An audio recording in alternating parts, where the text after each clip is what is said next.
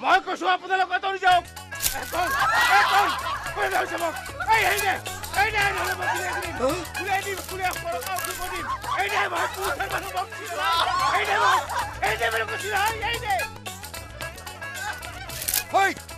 এৰ বুলি কৈছো নহয়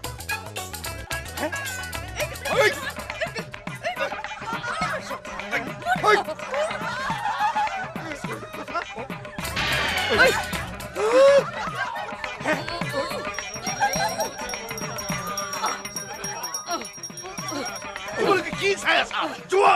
যোৱা